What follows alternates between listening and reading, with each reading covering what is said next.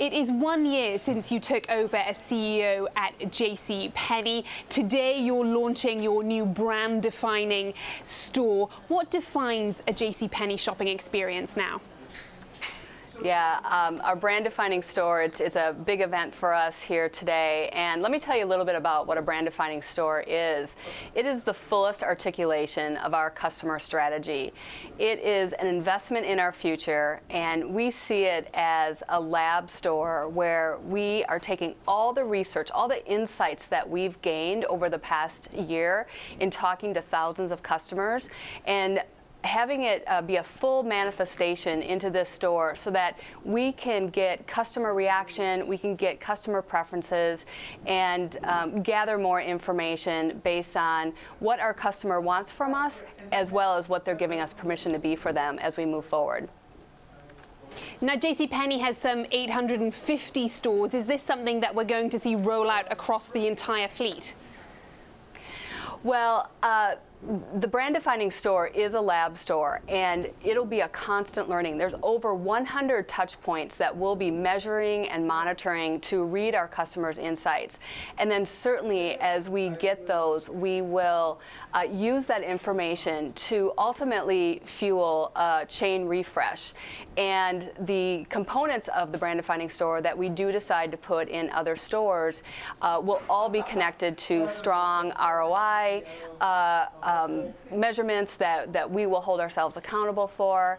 But we're at a very early part of our journey here. We've been testing all year.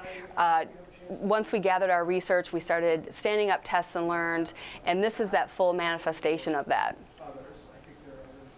So if all stores aren't going to see big changes in the next few months or even in the coming years, are you going to be able to keep customers coming into JCPenney or to lure them back? Yeah, well, the great thing about the brand-defining store is that there are components that are in this store that are chain-wide. So, for instance, our merchandise. We did not bring new merchandise into the store. This is the JCPenney merchandise that can be found at every store.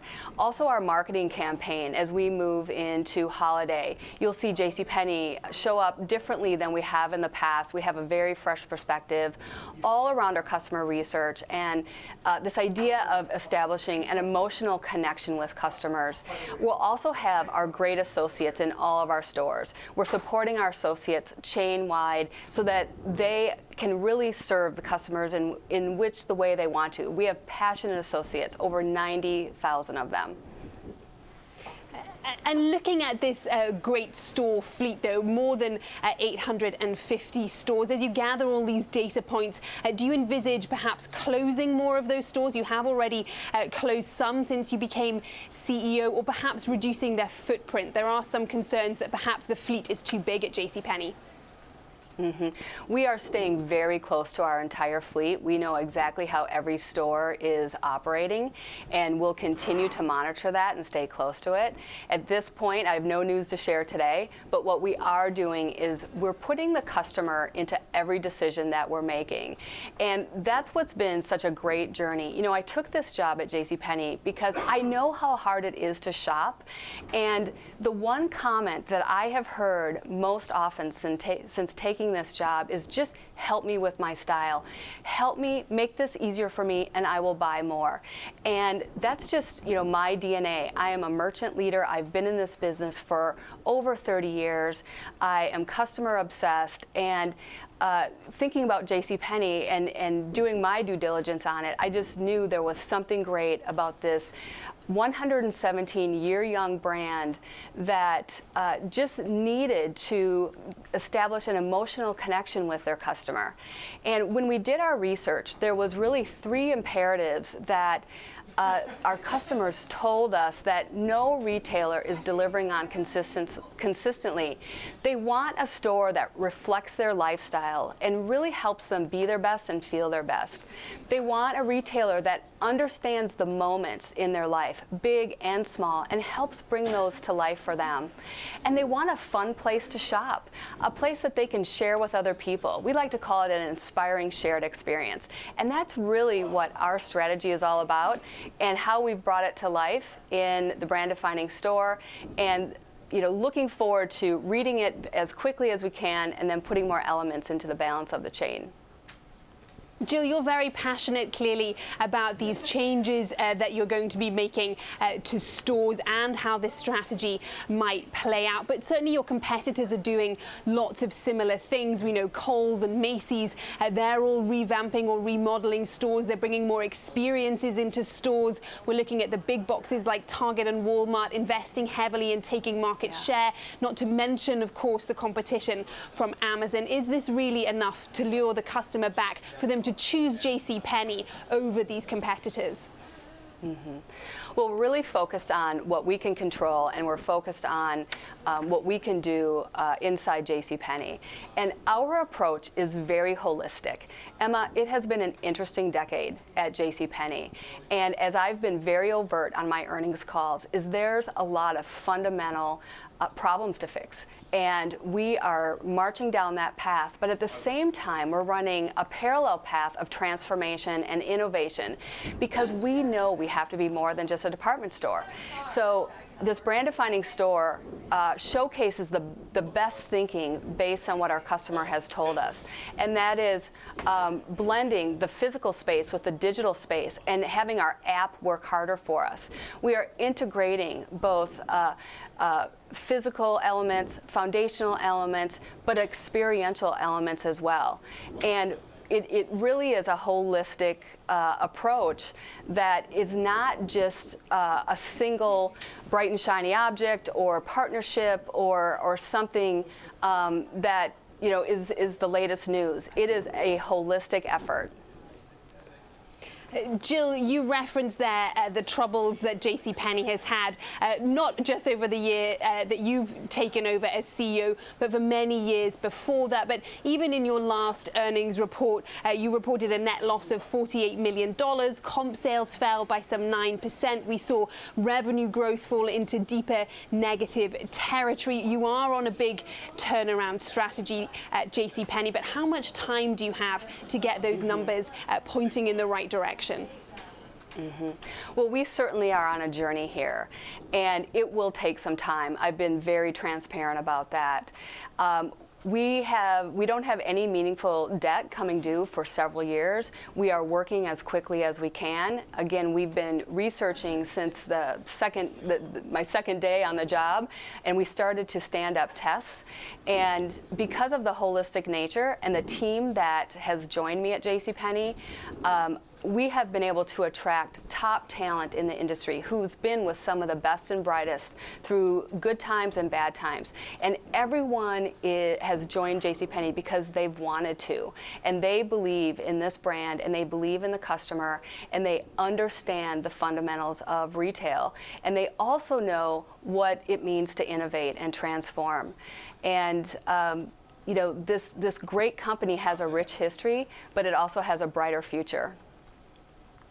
You mentioned or referenced JCPenney's debt load there. It's some $4 billion, much of it not due for a few years. But does it constrain you in terms of the things that you want to do, making new financing more difficult? Well, certainly the things that we're trying are a combination of, and the exciting thing is that there's things that we're doing that are low capital and no capital that we can quickly scale once we get a little bit broader customer response. And so we're just going to keep focused on our strategy, where we're headed, keep the customer at the heart of every decision, and keep moving forward on this holistic journey. We're about to enter the holiday season. It is the most crucial for most retailers. Is this the season, is this the quarter that we will see some of the fruits of this turnaround strategy at JCPenney? Well, holiday is always important, yet I have also been clear that I will not sacrifice returning a strong foundation to a customer to just report a high top-line sales. It has to be a holistic effort. The only way I know how to reestablish an organization and put it back to sustainable, profitable growth is to relay the foundation and ensure that there's health at the very core and that there's health at the bottom line so that we can begin growing top line organically. You mentioned as well that you're laser focused on the customer, the JCPenney customer, the US consumer. Also, US economists are laser focused on the US customer, saying that the consumer is really the main driving force behind the continued economic expansion in the US. Do you have any concerns about the health of the US consumer? Is she going to continue to spend? Mm-hmm. We've seen the forecasts and the trends, and with the customer confidence being in a pretty good place because of low unemployment, increased wages. We also have, are seeing this, reading the retail forecasts around holiday being up 1 to 2%, and we, see similar. Reasons to believe in that, and at the same time, because we have so much new going on and how we are connecting with our customer and really driving towards that emotional connection, and as we move forward, our whole focus is around our customer focus segment. We call them the all-in shopping enthusiasts, and these are people who love to shop and they live life to the fullest. They are the most confident in their style, yet they're the most interested in getting help and seeking inspiration. They're motivated by newness and innovation. They really are the most connected to their friends, family, and their community. And they're the most willing to spend time, effort, and money to get their style right. And it's this all-in shopping enthusiast that we're very focused on. And when you look, though, across the US, JCPenney has this wide footprint. You don't have any concerns about the state of the US economy at the moment. It's something that is supportive to the business environment. Mm-hmm. Right now, we're focused on what we can control, and we know that we have a lot of newness happening. We have a whole new focus on our customer and our stores and our website and our app, and it is through all of that newness that we're going to just keep focused on what we can control and all the newness that we can put in. When you look at the labor market, you are planning to hire more than 30,000 seasonal associates. You employ already more than 90,000. We know the labor market is tight. Is this something that is creating competition for you in terms of hiring? Are you seeing pressure to increase wages? Mm-hmm. Well, our holiday hiring has gone very well, and we're ahead of schedule on that. And there's something about the JCPenney brand that when people start interacting with our associates, they do just feel such pride and such excitement from where we're headed. So we feel confident that we'll be able to continue to serve the customer. And you don't feel that you have been held back in any way by the tight labor market? I would just say that we're really pleased with how we've been able to attract and care for our associates so that we can ensure they're caring for our customers. And are you having to offer any additional benefits in order to attract employees at the moment? We have a very competitive benefits package at JCPenney for all of our associates based on their role, and we have not had any resistance to that. So we've been really pleased with our efforts so far. JCPenney, like other retailers, of course, is exposed to the trade war. How much has that put pressure on the business, and especially for you in your first year as CEO at JCPenney? It remains unresolved. What type of things have you had to do to mitigate its impact, both to the business and, of course, to your customers?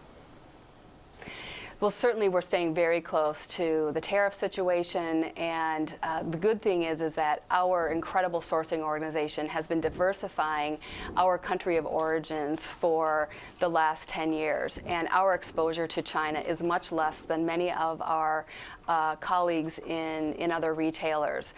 And so we're continuing to diversify, we're continuing to ensure that we offer our customers great quality, great product, and we'll stay close to the situation situation. Yet at this time, we're just really focused on making sure that we have the best product for our customers. Are you concerned that we don't really see any resolution as yet to the trade war between the US and China? Is the fact that it is going on for a long time something that is perhaps adding pressure? We're staying very close to it, and we're doing what we can to manage what comes our way, and certainly we'll work through anything that does come our way, but it's not absorbing us. We're really focused on our plan for renewal, the all-in shopping enthusiast, creating an inspiring shared experience, and really connecting emotionally with our customers.